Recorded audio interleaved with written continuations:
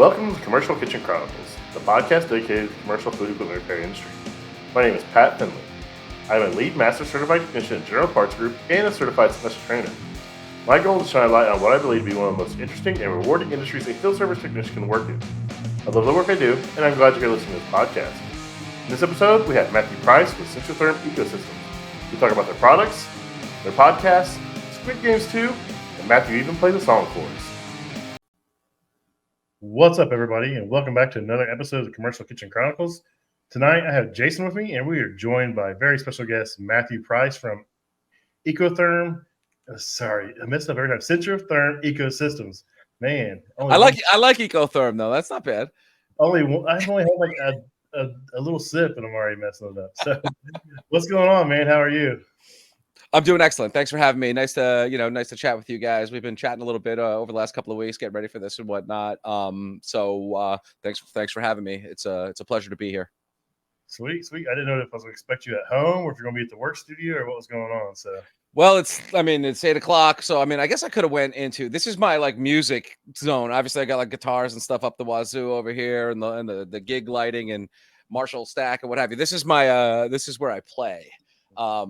We did this during the day, like where I was today. I'm in the green screen room at the Centrotherm manufacturing facility, which is I have a little marketing studio where I host the podcast with Mike Sakaris, and I do a lot of the social media content and make videos and do a lot of recording for product stuff and stuff. I love using the green screen. It's a lot of fun. I've tried to get one in here at my house, and it just hasn't really worked out the way I would like it. I need some better lighting, a little higher ceilings and stuff like that. So here I am in the music, the guitar room. I got keyboards and synthesizers all over the place. There's a banjo over there.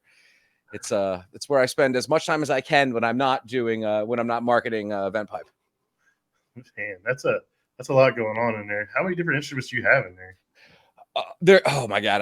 If you really wanted to get like technical, there's probably something like 60 or 70 instruments down here overall. I have like a little bin over there that has like 14 harmonicas in it. I have one for every key. I have a chromatic one. I have, a couple of doubles. If you really wanted to get crazy about it, there's probably like 60 or 70 instruments down here overall. But like the main ones are guitars and basses. I have electric guitars. I have acoustic guitars. I have bass guitars. I have, drums right over there. I don't know if you could hear that. That was some conga action. I got synthesizers over there, arrays of electronics and pedals. There's 2 accordions down here. I got a nice ukulele on the wall.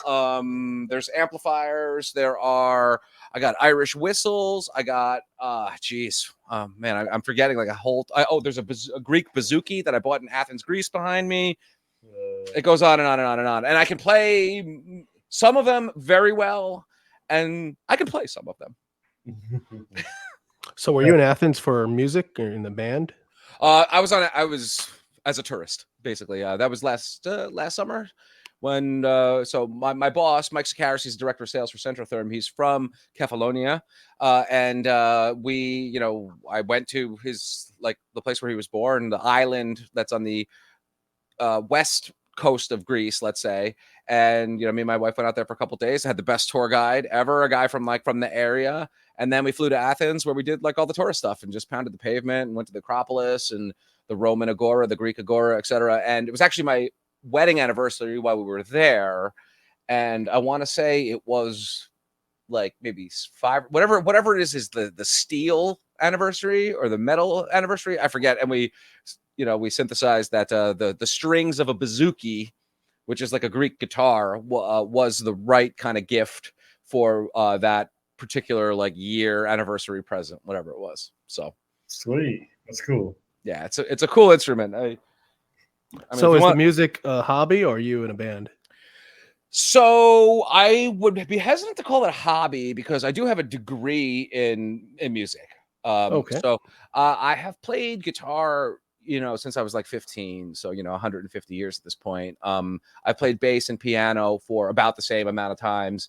And I've picked mandolin and banjo up over the years, right? I have a number of albums, both with an old band that we don't play with anymore. I have 2 albums with my best friend. We just sit here and we record music and then we've released it. So this is all on Spotify. I have other stuff on Spotify. I've done pretty much I've done it all musically, more or less. I've went in the studio and I've been like the paid guy for like a hip hop artist where I played bass and then they made it like a beat and they rapped over the beat that I helped create. I've been in, I've written the songs and sang the songs in a band. I've written and composed music for other people. One of the coolest things I ever did was write a piece of music for someone to like walk down the aisle. Weird, like one-off gig, but I composed like a little piano piece in E flat, and I don't even remember her name. Somebody hired me off like Craigslist or something, and I just charged her a little bit of money and just like wrote this piano piece and recorded it. I mean, it's more than a hobby because it's really, it has to be for the amount of gear and time that I spend. Sure. So you're like a solo. I'm just trying to figure out if you're a solo artist or if you're touring or anything like that. So I've done like a little bit of touring. I mean, a little bit of like playing regionally around. I've done cover band stuff where I've been the hired gun guy, where it's like somebody calls me and says, "Hey, I need a bass player in Saratoga on Friday. We're doing nothing but reggae covers. Can you be there?" And I go, "Well, how much you pay me?" And then they, if all that works out, then I bring my bass up to Saratoga Springs and I play reggae in the band that night. Right? I've done that. Nice. I can do that pretty. Like I know the songs. I read music. I can play the songs on guitars, piano, bass. Pretty much, just call me up and I'm pretty much ready to go. I can learn the songs pretty much on the fly. So I've done that a lot. Like they call that hired gun, meaning like I'm just the guitar player that night. So I've done that quite a bit. But also I've had my own bands that I've been like the front man for, where I like wrote all the songs, sang all the songs, played the guitar on them, been the marketing guy, the booking guy, the social media manager, all that sort of stuff. And the pandemic kind of slowed that down. I released an album with a band and we had most of the 2020 booked, so we released an album like in January and I had like shows booked through the summer. And then the pandemic hit and like everything got canceled. And in that time, my bass player moved away and we just sort of, kind of just fizzled out a little bit. So, but during that time, me and my friend were like, okay, you're in Queens, I'm in upstate New York. We have internet connections. We both have the ability to record. Let's just start messing around. And, now 3 years later, we have 2 full-length albums and we are working on the 3rd. Nice. That's crazy. So let's talk about what your role is and who you work for a little bit. Sure. So I am the 3rd longest tenured person at Centrotherm Eco Systems in Albany, New York. So I started there in 2015. And I want to say Joel, our CEO, and Chris Gerard, shout out guys, are the only people who have actually been at this company longer than I have at this point. And I started as a marketing specialist, and then I've done sales roles. I've done customer service type stuff, inside sales, outside sales. But now we're at a point where we do really need a full-time marketing department, and I am the marketing and communications manager. So that really does cast a wide net. I plan the trade shows. I help. I design the catalog. I redesign the website. I do. I write press releases. I do all the social media. Is all me. That's anything you see on the Centrotherm Instagram. Is 100%, from either my camera or my Premiere Pro editing or whatever it is. So, right now we're planning the event in Miami, which is so event planning is in the cards there or sort of on the resume now. And also like little special projects. And I always like to say that, pretty much anybody in the sales role is also in a customer service role. So I maintain a pretty close relationship with our manufacturers reps, of which we have world-class ones, including PM in your territory, Pat. They are local to Indy, and they're just like world-class guys. They're the Navian reps. They're incredible. Yeah, all right. Shout out to the marketing directors. That's it. I'm a lowly marketing manager, but director one day. But I do maintain a good relationship with our reps and obviously with our end users and also distributors, inspectors, pretty much anybody that we do business with internally and externally. I have some engagement with because, I end up being a little bit of a spokesperson on social media and I know the product really well.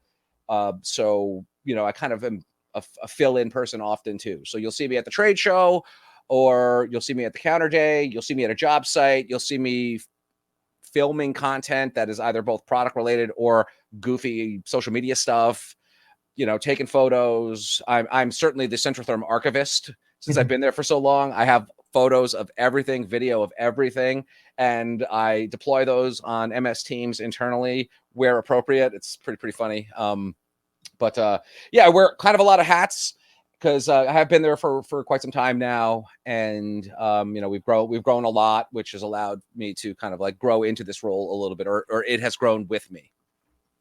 So we specialize in kitchens, so I always look for your stuff because I know you guys from trade shows and from Instagram and stuff, and I've followed you guys for a while now. So anytime I go into a new build, I always look. I'm like, okay, where's the tankless water heaters? Okay, what venting they have? And every time I see Centrotherm, I'm like, yes, you guys know what's up. So you guys are absolutely killing it. And is it polypropylene venting? That's correct. Polypropylene.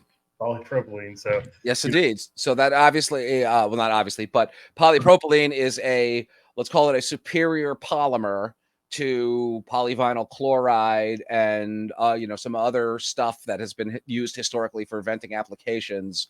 But polypropylene has a higher operating temperature, and our particular blend of polypropylene has is UV resistant enough, it's impact resistant enough, it's cold weather resistant enough, and I think something like 60 other tests to achieve the coveted UL 1738 and ULC S636 rating, which is the Canadian equivalent, the relevant mechanical standard for flue gas venting. So, we are a listed system, is what we call it, evaluated by the ICC, the International Code Council, I think they're called, to those relevant standards, which some plastic polymers do not have and cannot achieve, yet are kind of incorrectly utilized in that application sometimes.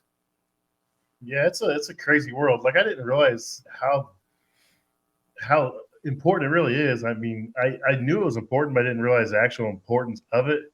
I've been watching Eric and Andy talk about it, and sure. It's pipe where it's just melted and collapsed, and it's just brittle.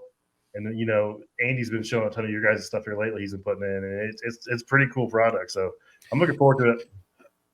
Yeah, actually, I was thinking about that because we are in the mechanical room, right? And this is the kitchen Chronicles. So I was thinking about but commercial kitchens require hot water for dishwashing purposes, require hot water for a myriad reasons. So there is a marriage between your field of expertise and every restaurant has water heaters in it, so you have to vent them somehow. I mean, there are shout out to my man Terrence Chan, who is one of my favorite people in this industry. I want to say he does quite a few he does a lot of service and tech work at like McDonald's. I think he puts in quite a few Navians into British Columbia McDonald's. And so that's not exactly I guess technically that's a commercial kitchen. It's not, let's call it fine dining necessarily, but it is certainly something that requires hot water, where we have now bridged the gap between the subject matter of the program and the product that I so dutifully sell Monday through Friday. That's cool. So it sounds like you got a lot of hats you wear for them, but I mean, you're knowledgeable about the product too. So you're not just some guy running the marketing department. You actually know the product. You sold it. You still handle inside and outside sales. So that's really cool. I definitely pitch in. And I've been there just quite enough time to have read the manual and talked to, I could rattle off many, many people who have taught me a great deal about stuff. I think back to my interview at Centrotherm, which is now in 2015. And the former vice president, who is one of these people who had count as teaching me a great deal about what goes on in a mechanical room and just what a boiler is and how it functions and whatnot. He asked me what kind of water heater I had in my house, and I had no freaking idea what brand it was or what it was or how it worked or any of that sort of stuff. And it always sticks with me. And that's now a question that I ask, when I do interviews, I ask that question of my interviewees, and it's always kind of funny. So of course, now I know I have a natural draft A.O. Smith tanked water heater and all that. So now I know. So now you know. I have a Renai and I have a fluid and pipe, I guess, system right now, but it's coming out probably this spring. Yeah, we were talking about that a little bit. So I would recommend you hit up the Navient reps in your area. Yeah, I'm gonna hit them up. I'm definitely gonna get a Navient for sure. I've done a lot of research. I just put the Renai in because I had a tank natural draft tank in the basement. My basement kept getting flooded, and I got sick of having to deal with it. So I moved it upstairs in the laundry room, hung it on the wall, and I had access to water right there, and I was done with it. So it was fairly easy, and I just bought it at Lowe's. And now that I know a little bit more, I was like, I should have spent a little more money and bought something a little better, but it worked. It got me by. I mean, Renai's are great. There's actually, we don't play favorites. We work with all the OEMs. We're approved for pretty much all of them. And I mean, there's quite a few great products out there. NTI makes great products, and Telehot makes great products. IBC makes great products. Ream. There's a lot of options out there. And really, it's all becomes it's how manufacturers operate. And does that jive with your style as an installer? As a homeowner, it's like, does it work? And then after that, who cares? But like, I hear, such and such brand has great tech support, or, these parts are always available, so it's easy to fix them, like that kind of stuff. Those are always, that's the criteria I hear from the people who are actually handling and installing the units. Yeah. What are you writing down over there, Jason? What are you drinking? I was wondering if I should pour like a whiskey for myself or something like that. I got a Evan Williams single barrel I got for my birthday last week, and happy birthday! Thank you. I got Eagle Rare. I normally drink, but I just traded it out for now. I've got a long week. I've got Blanton's in a coffee mug from Centrotherm. There you go. Excellent. It's funny. I have my Centrotherm. My Yeti is here, but it is filled with H2O. So yeah. I thought maybe So no, we are a free drink podcast. Happy hour. Yeah, we've been known to. Me and Rich have been known to smoke some cigars. So we have offended some people by drinking and smoking, I guess. So it is what it is. Well, we're just hanging out. So you do what you got to do. That wouldn't offend me at all. One of the other industry podcasts that I've been on has been Thirsty Thursdays with Steve of NTI, and obviously he's a big brewery guy, so I think it's pretty much mandatory. I think when I went on his when I went on his podcast, I actually didn't have any it's like he's a beer guy, a brewery guy, and I didn't have any beer, so I was like, sorry guys, I'm drinking Irish whiskey. I can do it. I get around, so I try not to indulge too much. I wasn't gonna drink, and then I was like, now I gotta have one. It's tradition at this point. So let's talk about. You want to talk about the podcast? So you guys have a podcast. You guys bring people on. We do. You want to talk about what the background on that is and what you guys do? Sure. There? So we're kind of inspired by people like Ben from HVAC Tactical, Ben Thompson, HVAC Strong, people like Mike Flynn and Jeff Dem, and many, many others who really have the trades and uplifting it at their at the forefront of what they're doing. And so that's why our podcast is not a commercial for our product at all. And we tend to not really talk there. We do one segment where we highlight like a great installation, but we often focus on, any number of things like the bends in the copper and other, like what else makes it great. Not just that they used our product. That is part of it, but it's, we strive to not make it. We think it would be boring if all we did was like give the pitch over and over again and just sell the product. It's not QVC, right? So what we try to do is one, have a little fun. Me and my sales director, Mike, he's like one of my best friends at this point. And if your boss could be your best friend, let me tell you, it's a good relationship. So we have a lot of fun. We chat.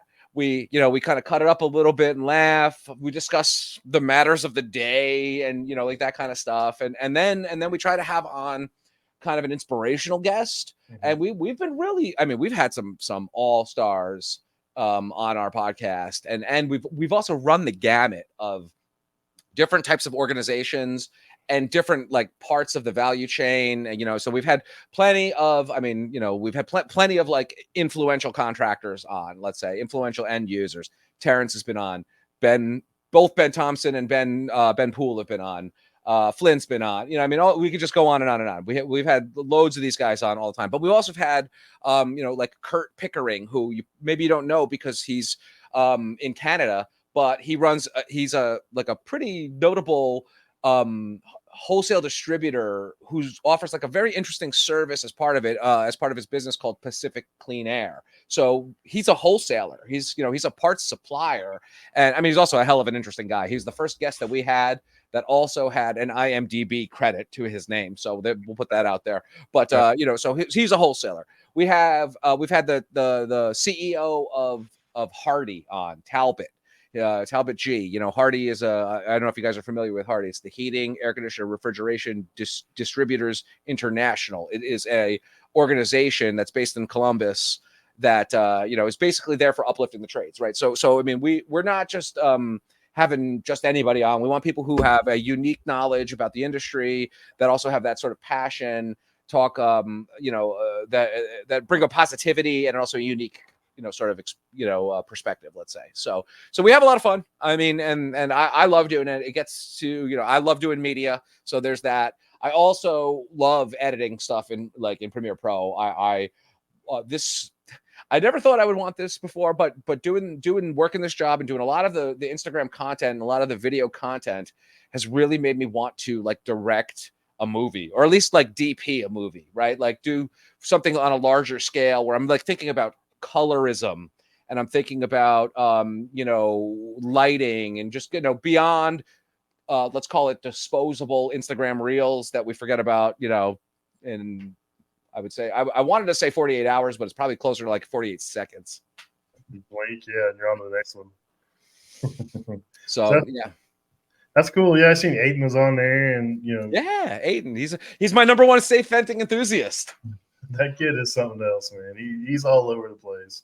He's one of he is another one of the people that is really loves the trades.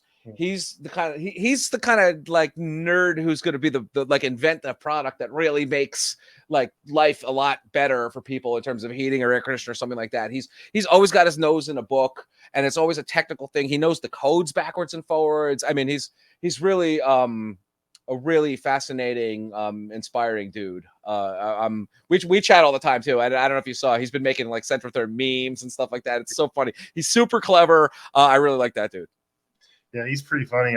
I met him last year at AHR, and I was blown away. I mean, I've talked with him on and off for a couple of years, on here, and he really is a good kid, man. He's got his head on his shoulders, and some people tried dragging him along, getting him in some trouble, but he steered clear of that and did what he was supposed to do. So I'll give him credit for that. Yeah, he's got a lot of people on his side looking out for him too. I mean, he's got a good start. A lot, he's a good guy. I'm glad we know him. I'm glad he's on our team. I look forward to seeing him. I guess I'll see him at AHR, next. Sweet. So we talked a little bit beforehand, and you are doing some stuff for HVAC Tactical, the magazine and the Tactical Awards, correct? So not so much the awards. I mean, from a Centrotherm perspective, we are sponsoring. We want to make sure our patches are on those sick bags, and that kind of stuff as well. So I mean, we see kind of reiterating similarly to the reason we do a podcast with Centrotherm. Sponsoring HVAC Tactical is also something that does that with the trades. It is a focus on the professional craftsman. Master your craft is a phrase that's or a big slogan that is part of the HVAC Tactical ethos. So being a part of that is a really a no-brainer, because it does from a marketing perspective, it attracts the top talent in this industry that of course we'd want to know about our product and all that sort of stuff too, but as a whole it uplifts the industry as well, and it's super fun and cool, and it's really an interesting approach that has another slogan, let's call it, is blue collar goes black tie. It's really a fascinating party and a fascinating award show that does recognize professionalism, including yourself, Mr. Finley. So it's really a unique and original thing, and it's only grown, of course, and that's why episode 2 of the magazine is coming right around the corner. I know, Jason, you said you're issue 1 is in the mail, I think you said. So, definitely check that out. And episode 2 is coming right around the corner too. So pretty excited about that. We're very, very proud of how this is coming out. There's some really incredible contributions from great writers. The cover story is about Flynn and Jeff, and there's sick art that accompanies it. And I mean, there's a lot of great stuff in there. great photography. It's a labor of love like anything else is, but really, really proud as to how this is coming out. Sweet. Nice. I look forward to it. I seen the little sneak preview of the bags today. I got excited. As soon as I seen that bad boy, I had to share it and tag Jason in it. Yeah. I managed to guilt Jason into going this year, so he's going to be at the Tactical Awards. Excellent. Yep. I'm excited. Are you going to wear a tux, right? Yep, I got one. All right. Excellent. I lied. I'm getting one. Excuse me. I got my tickets and I got my hotel room. So. Beautiful. Yeah, I would encourage everybody to really go. Not everybody can do what Ben does. I mean, he was like James freaking Bond in that white tux last year. I mean, it's kind of he's like the bride at the wedding. He should wear the white one and no one else. But I mean, there were some really swanky looking outfits over there, and I was in a tux last year. I will be in a tux this year. I'll see when it gets closer. Amazing. I'm bringing it. So here's the beautiful thing about this too. So last year it was in Atlanta, which is, granted it was in, January, February, but I mean, it was muggy, it's going to be cold as hell in January in Chicago.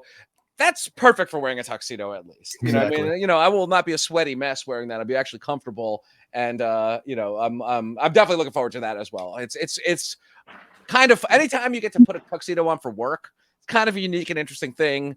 I mean, I'm like I said, I'm looking forward to it.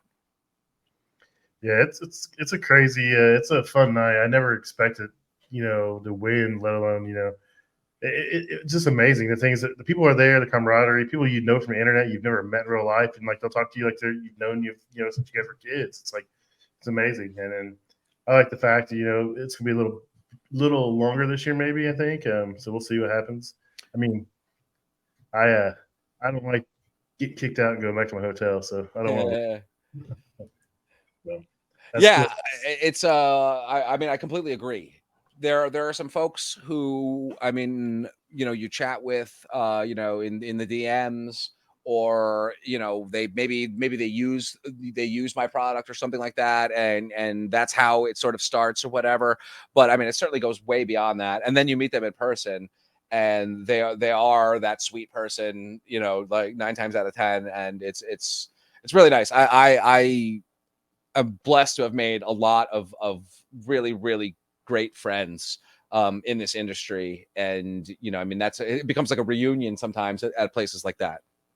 Yep, that's exactly how it is. It's cool. So nice. So you guys doing a big booth this year at AHR again? So actually, we have decided we are actually not exhibiting at all this year. So okay. we opted to. There's only so many hours in a day. Mm-hmm. And our South Beach event, I believe, is like maybe 2 weeks after AHR. So it's just too much. So we are approaching the strategy that we are planning on taking right now is sort of every other year type of thing, where we'll do a big blowout at AHR, and then we'll do a big contractor event the next year, and then we'll repeat the process. So we didn't have our personal rigid experience, let's say, last year, but we did have our best booth ever, our biggest booth ever, and it was a lot of fun. Your name's on the wall, and the whole 9 yards, right? We had a great time there, and it was massively successful, which does give us traction moving into what we want to do this year, which is the event in South Beach, which we're of course we're certainly looking forward to, and putting tons of time and thought into it, of course, which kind of takes away bandwidth from something like AHR. So we will be there. I will be at the Tactical Awards. I will actually, I feel as though I'm actually looking forward to AHR this year, which typically I dread it a little bit. As the marketing manager, I do a lot of the planning stuff, down to potentially sometimes sending confirmation numbers for the hotels of my sales personnel and stuff like that. So there's even an element of secretarial work that comes with doing AHR if you're bringing 12, 13, 14 staff members, as we have in the past. So, dealing with engineers and approving art and approving things like, renting plants and shit like that for your booth and whatnot. It's crazy how much little stuff and how how much man hours and mental bandwidth it takes. It's exhausting. So we'll be there, but I'm looking forward to just actually walking around, which I've been to AHR like 7 times, and I have basically never walked it at all. I've always been more or less tied to booth duty, let's say, with occasional bathroom breaks, few and far between. But so this year I actually I look forward to going to the podcast like alley or whatever it is. And I mean, I want to say, I forget if it was RLS or Vega did like a press challenge last year. RLS. Yeah, so like I wanted to go and see that. That was cool. I mean, all the photos I saw of it was awesome. I want to be taking those photos. I want to be making those videos and all that kind of stuff. So I'm not able to do that if I'm, sort of giving the pitch or manning the booth, let's say. So this year, we're gonna take a little bit of time to just kind of wander, say hello, and shake hands, kiss babies, that kind of stuff like normal. But 2 weeks later, we'll be in Miami doing our own thing. So you'll be walking around with a camera, recording, and everything else. Oh hell yeah! I'll probably bring a gimbal with me. I'll probably mess with like lapel mics a little bit. That was one of my complaints this year, was just too loud. I couldn't use standard microphones in my booth. It was just picking up too much noise. So lapel mic, and probably Bluetooth that to a phone on a gimbal a little bit. And I mean, I am a jazz musician. So I improvise. So I don't know what the hell I'll be doing, but I will definitely be making hay out of it, because there's a lot of, fun to be had, a lot of fun things to capture, a lot of content to be made, and, like that kind of stuff as well. So Centrotherm will be there, just not with our typical setup, but then, in 2025, we are planning on returning. I think it's in, I don't know, Dallas. I think it's in Dallas, 2025. So I'm not, don't quote me on that, but that's our plan. This is 2025 when it's back in Florida. Yep. Is it back in Orlando? Okay, so that's fine. I like that one. I could get a direct flight there, so that's good. Yeah. It's like an hour from my house, so I'm good. All right, we're staying at your house. So long as you got that Evan Williams pouring, man. So yeah, I noticed you be trying to record, and people be walking by trying to sign the wall or come in talk and stuff, and you're like, oh, I got somebody in here. I'm trying to record, but yeah, that'd be a little rough. But I mean, you guys have a great community. You're involved with a lot of people, and a lot of people want to come see you guys. It's pretty cool, though. It was honestly, so like I said, I've done AHR a lot of times, and I've got mixed feelings about the trade show industry. And I've left AHR with different feelings sometimes that it was not as well as attended as I would have liked, or not, I mean, or the booth wasn't my, I don't think the booth company did what I hoped that they would do, so you always walk away with different types of feelings. This last year, I was debating if I wanted even to invest in it as a business, right? As I said, I have mixed feelings about trade shows, but then we had our best booth. The traffic was amazing. We had a party on the podcast side almost the entire 3 days. There are some really amazing photos. I mean, at one point, Sakaris comes back. He's got like 8 beers and an armful of hot dogs.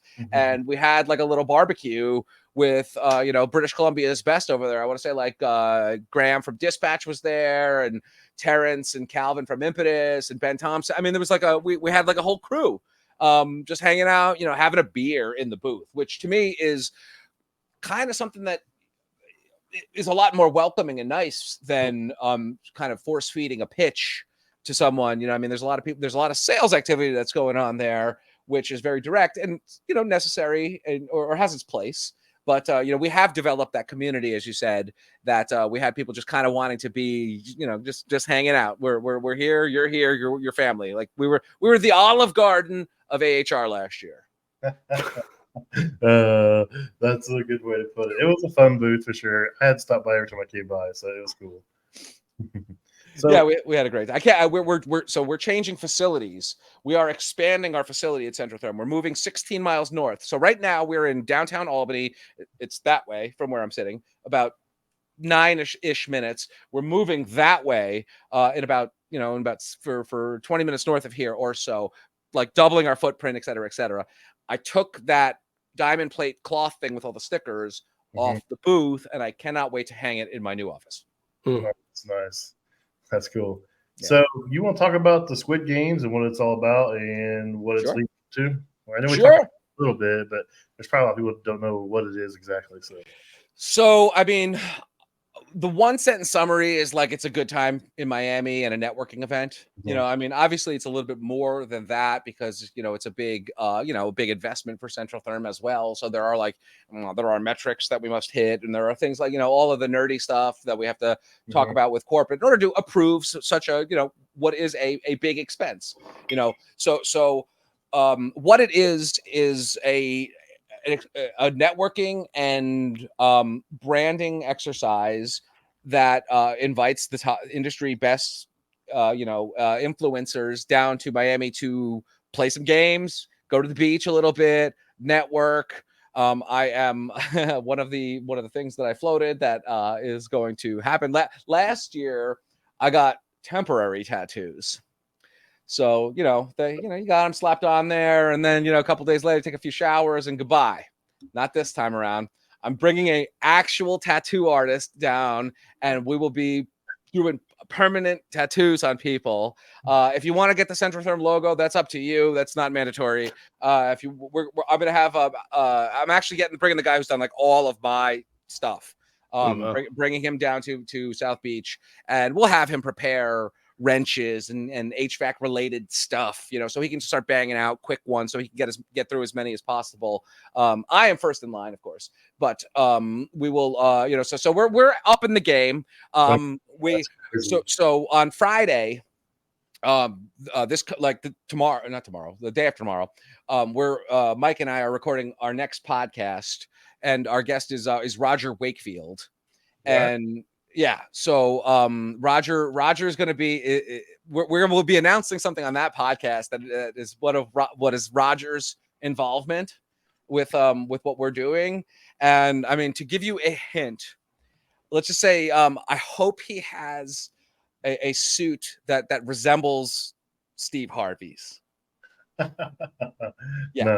Yeah. So we asked him if he would be a participant in something, and he was excited to do it. So we're going to be talking about that a little bit on our podcast that we record on Friday, be out next week. But yeah, he's going to come down. He's going to host for a little bit, and we're kicking around ideas on how to make the most sense, but that's one of the games that will whittle down the field, that brings it down to the final, whatever. And of course, it's all in fun. So, I mean, that's a pretty really rambling answer to your question as to what the hell is going on in Miami. But I mean, it's a fun experience I mean, we upped our budget so we could bring like quite a few people down. Like we're aiming for, 45, 50, 55 participants, plus some of our reps, plus some of the Centrotherm staff and stuff like that. So, it's going to be a pretty big blowout. And day one is out and about Miami. We're planning on doing stuff on the beach. We're planning on doing stuff out in the city, out in South Beach and streets and stuff like that. And then day two is the fully immersive 4D experience at the Temple House, which is the same place we had it last time around. It is a place that is basically like Thunderdome. There you go. Yeah, you got it. So it is it's like a big white dome, and there are 3D projectors everywhere. And I work with their media team, and I create some of my own visuals, and we transform the place into a crazy immersive experience that, makes it seem like, if you're in the Gladiator arena, we're playing Gladiator music, and you got the crowd cheering around, all that sort of stuff too. So we did it with the Squid Games theme last time around, but there was like circus elements and other fun stuff too. So, there's really nothing off limits, and no bad ideas yet. What's the name of the event? So I'm season 2 is what I'm really calling it for copyright purposes. But it's we like the concept of the Squid Games because so really what, like, to dial it to the very, very beginning of this, we were thinking about doing some kind of event. And it's like, okay, what kind of event can we do? And then the idea was, what kind of, can we do some kind of games? Like, what kind of games can we do? Something where people compete and play against each other, whatever. Everybody's kind of competitive, even if it's friendly. And I think that my boss had come back on a flight and he had binged like all of the Squid Games like on his flight home from Greece or something like that, and he watched like all the episodes. So it was like pretty hot at the time. And there's some fun music, and obviously it's pretty visually spectacular. There's a lot of bright colors and stuff like that. So that's sort of the genesis of that. And then, then he bought a mask and we play with a voice changer. And we're kind of just keeping it light. I mean, ultimately our product is some boring ass gray cylinders, right? We sell plastic pipes and elbows, man. So it's not particularly sexy. So we got to get creative. We're an accessory line. So we're not even like really the big player in the mechanical room. We are, usually an afterthought in terms of the installation experience in putting in a furnace, whatever. It's one of the final things that people consider. So we got to do things a little bit differently so that we're thought of a little bit higher up the line, let's say. And I mean, I must say it's working. We are, gathering, we're amassing a nice following on Instagram, and, people are having fun with, the stuff that we've sent them and making good content, and it should be a good event with some good people. Sweet. Yeah. I've seen everyone down there for the first one. I was like, man, I was super jealous, Ben Drake and everybody down there and just having a good old time. I was like, what's this all about? How do these guys get picked? And now I know. Now you know. I was just in my infancy back then as far as social media goes. Us too.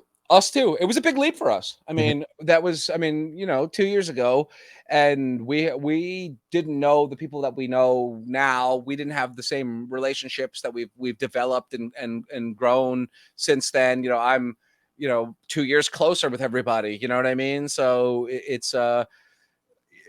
certainly is a fascinating concept overall, and a unique thing to work on behind the scenes. And then, me and Mike were the MCs. Like during the actual day of the thing, I'm in that immersive thing, in the dome with the circus music playing, and I have a microphone, and I'm, it's like, ancient Rome almost. I'm yelling and screaming and narrating the whole thing and announcing stuff. I mean, it's a blast.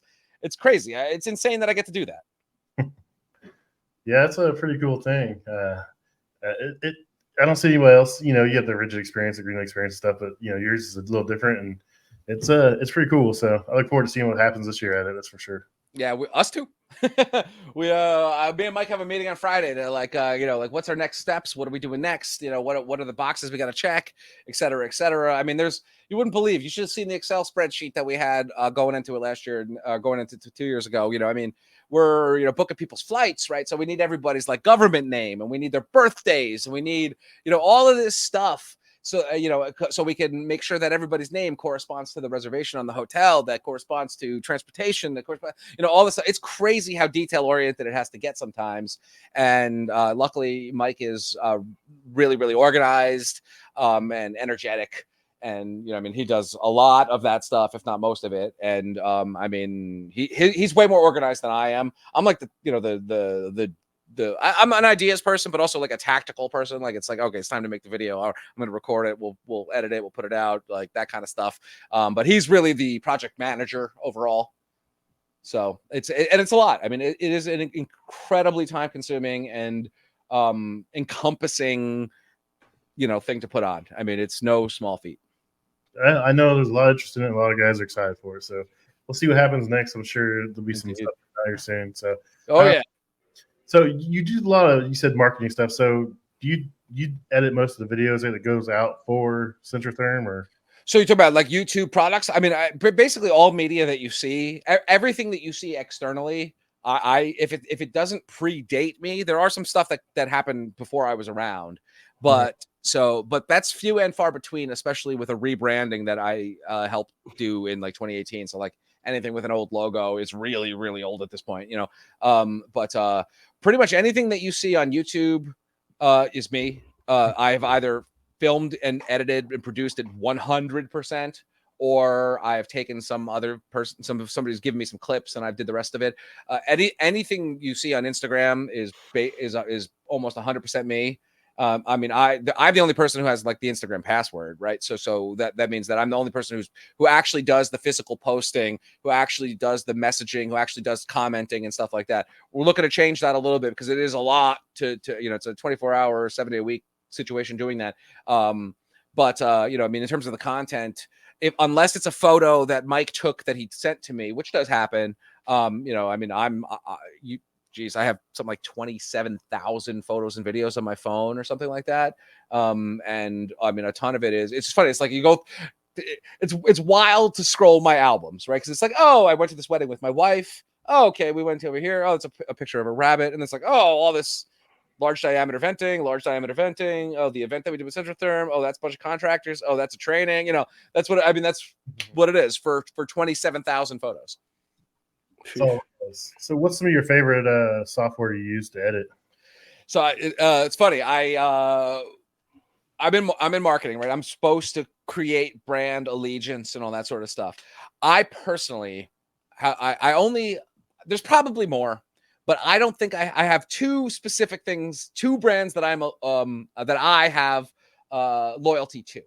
So the first one is Adidas. I just wear Adidas sneakers. I like their socks. I wear the track suits, like, you know, an old Goomba, you know, the whole 9 yards. I love Adidas. But to answer your question, the only other company or brand or entity that I have solidarity and loyalty to is Adobe. And I love the Adobe suite of creative products, right? I've not worked a ton with any of their sort of like marketing stuff that they have, which I'm sure is great, but the Premiere Pro is my absolute favorite program. I love Premiere Pro. I have this job today because I pirated Photoshop in high school. So, you know, rewind the clock to like 1999, and, you know, I mean, I stole Photoshop off of like BitTorrent or something like that, right? You know, and I just messed with it until I knew how to do all the tools. And I'd like to consider myself at Jedi level on Photoshop. I could pretty much make anything happen, whether it's real or not, make it look real, you know. So Photoshop, InDesign, Illustrator, Premiere Pro, those are my big four. I would love to do more After Effects, but you don't really have to anymore. There's so many like little like motion graphics templates and things like that. You can kind of get around actually learning how to do that stuff. If you have a base knowledge of how to do certain little animations and certain little tricks, there are so many tools out there that can help you just avoid like the labor intensive part of like putting a glimmer around something and make it look cool. So After Effects is one that I haven't messed with too much, but Premiere Pro is my editing go-to almost 100% of the time. I started using that when I first started doing everything, and then it got to where I'd try to produce something and it'd just lock up. And I just quit using it. You got to have, I mean, it's a beefy program. So you can't run it on like kind of an old computer. There are minimum requirements, especially. Yeah. So also, I mean, you know, not for nothing, but like if you have an old computer, but you have a new phone, your phone's videos are pretty good quality. It might not work on the computer. Just because the graphic, I mean, phones are so advanced these days. The videos they take are very data heavy, and you can mess with the settings to make them, you know, 4K and all this other stuff. Big files, which require a decent processor to run. I have a 16 core processor on the other side of the studio over there that renders files pretty quick, which is necessary because I try to film in 4K as much as I can, even for like disposable Instagram bullshit. You know, I still try to film as good of the quality as I can. Yeah, I've upgraded computers. I haven't used it. I still have the Premiere Pro. I haven't put it on my MacBook yet and tried it on it and see. So, Jason, what are some of your favorite programs you use when you edit? Everything I use is on my phone. And I mean, let me take a quick look here. I got Filmmaker, InShot. I use Lumi. I've downloaded CapCut and Video Leap, and I never got around to actually learning how to use it because all they do is just bombard you with advertisements on social media. So never got around to really messing with it. But those three are like my little go-to. I find myself using InShot quite a bit. And so it's just really easy. Everything I've done on it, whether it's 3 minutes, an hour, couple seconds, I've just done it on InShot because it's just super easy. So I'm sure I'm losing quality, but it does give you the option when you download 1080p, 2K, 4K. It lets you do all that stuff. So yeah, I wouldn't. I mean, I don't sleep on those phone apps. Some of them can do really good stuff. I mean, there's an app called Lensa that I use sometimes. I've used that with Oh. the AI. Yeah, exactly. And you know, I mean, what I like is for that is when I'm really trying to get disposable, and all I really want is like just combine these 7 clips and sync it to music, and it just does it quickly and generally pretty good. You know, that's that. I like that Lens app for really quick stuff. Really, like when it's gotta be quick and dirty, that Lens app is pretty effective. See, I haven't used it for that application. It's just for changing pictures into funny stuff. The video section of it is pretty powerful, I gotta say. Oh, okay. I'll have to revisit that. I'll check that out. I'm trying to get better into recording, so I'm trying to record everything with 2 cameras, one in portrait, one in whatever mode it is, so I can have some for YouTube. I'm trying to step up some YouTube stuff. And if you post no portrait recording, only horizontal recording. I know. It drives me crazy. This, you know, I am kind of like the TikTok generation, but I'm also like an old cinema nerd, and vertical filming drives me crazy. I've had some people on my YouTube page gripe about it, and I was like, okay, I got to start. And I've got GoPros, I've got 2 phones, I've got all kinds of stuff. I'm terrible, so I just got to do it. The hard thing is try to sync everything back up, like voice, because a lot of times I'll use a mic for my phone, but I don't use it for the GoPro, and I try to overlay it, and I'm terrible about it. That is very, you know, that's why they use the little clapper board, you know, in the in Hollywood style. I mean, that is tough to do. There are apps and stuff that help auto sync that, but they're, you know, I mean, you gotta mess with them and figure out the one that works. That is a pain in the ass. Multiple cameras. I mean, there's some times in which, so I got like I said, this is my music studio as well. Like there's like cameras and like all different like angles over here, and I usually just sequence them. I like use like a macro to like sequence them, so it's like 3 seconds here, and then it fades to that one. But that's very repetitive, and it's not nearly as good as if you could have several things going at once and then have them like, you know, synced together like some of those apps can do for you. That's above my knowledge. Me too. It's a second full-time job for me, so it comes in second versus my normal job. So a lot of times I'll get deep into a repair and I'll record a bunch of stuff, and then I forget to record the ending of it, or I miss like a bunch of good stuff I should have recorded, and I'm like, oh, this is all junk now.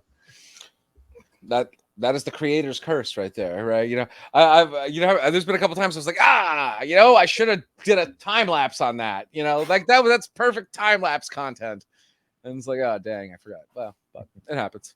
Yeah, try being in a restaurant when you recorded like 3 hours of footage, and then you look over and there's like a McDonald's cup sitting there, and you can't use none of it. You're like, God dang it! Well, just blur it out. Put your logo over it.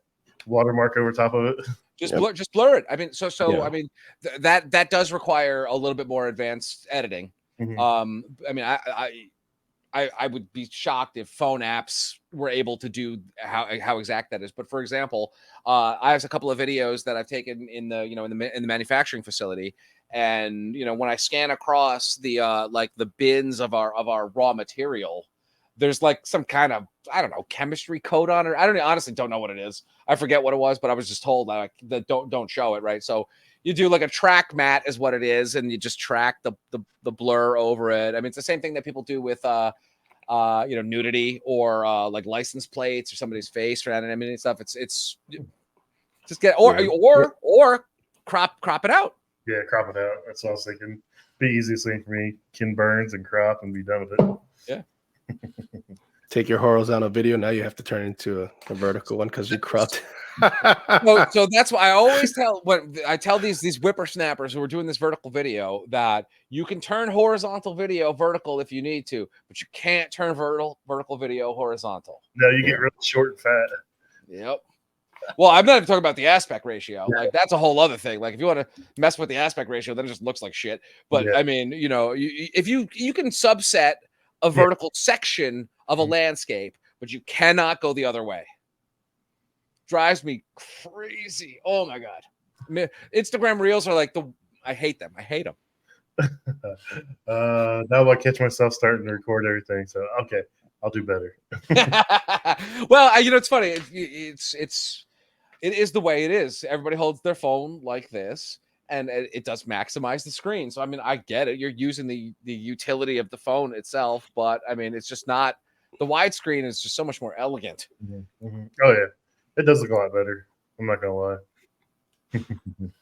All right, well, we've been almost an hour. I don't want to keep you much longer because we could probably sit here and talk about editing and video stuff all night. But well, hold on, Pat. Some people were asking for him to play a riff. I'm not sure if he's willing or he's able before he kicks out his socials. Oh my God! All right, well, hold on a second. We can make this work. Ben says you can't just do it once. He has to keep jamming. So hold on a second. Let's see what we can do here. All right. I'm always jamming, Ben. So I got to turn a few things on here though. Let's see. Oh my God! What did I start?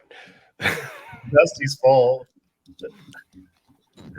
Yeah, Dusty.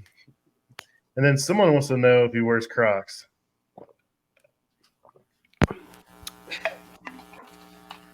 Did someone say do I wear Crocs? Was that what I heard there?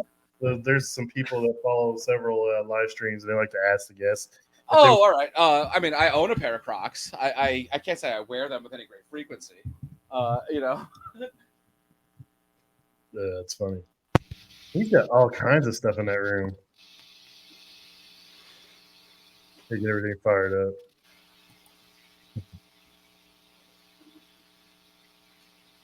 All right, let me tell you. Can you hear that? Yes, absolutely. All right, so what I'm going to do here is I got loop pedals on the ground. I've got drum machines and synthesizers. You hear that too, right? All right, so I'm going to go, right?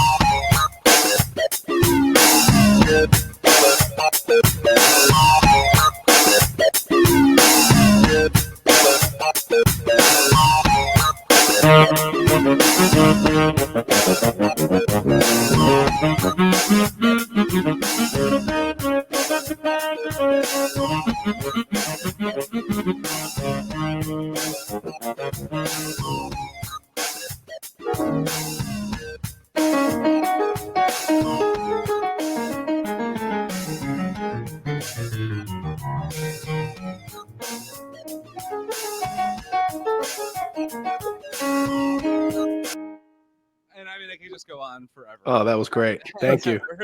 That was what I like to call improv in E flat minor. That's awesome. It's a one-man band. That's it, man. That's it. So get up and dance. That's it.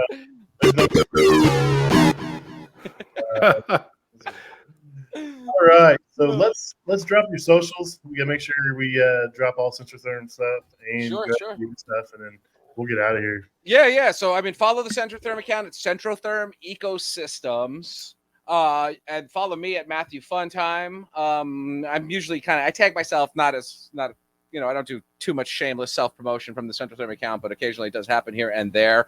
We're Centrotherm Eco Systems on YouTube as well. We're always posting stuff. Merengue he wants, so like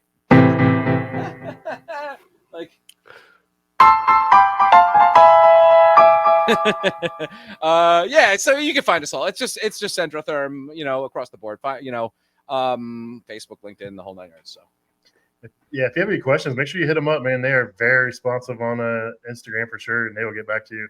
He does a really good job. He knows his stuff too. He's not just the brains behind the marketing. He knows the equipment. So I thought you were gonna say not just the pretty face. I didn't want to say that. It makes my jealous. So